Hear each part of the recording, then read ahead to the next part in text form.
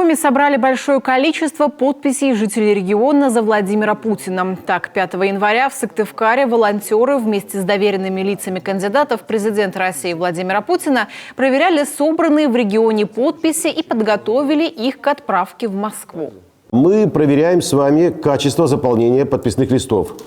Заключается оно в следующем. На каждом подписном листе 5 подписей. Должно быть наличие без помарок, без переходов в различные другие там отделы и, значит, в это наличие подписей. Внизу должна быть обязательно подпись того, кто собирал подписные листы, значит, данные паспорта его и так далее. И затем подпись доверенного лица.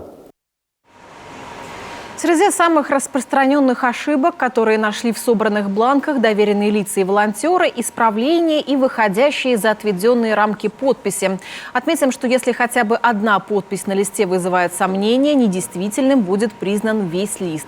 Напомним, свою подпись можно поставить в общественном штабе, который располагается в Доме дружбы народов, в ОНФ, офисе «Единой России» и на точках сбора подписей в торговых центрах Сыктывкара и Ухты, а также в муниципальных общественных штабах в городах и районах. При себе необходимо иметь паспорт. Первая партия подписей уже поступила в Центральный избирательный штаб кандидатов в президенты. Напомним, Центр избирком зарегистрировал уже 3 кандидатов для участия в выборах. Это Леонид Слуцкий от ЛДПР, Владислав Дованков от партии «Новые люди» и Николай Харитонов от КПРФ.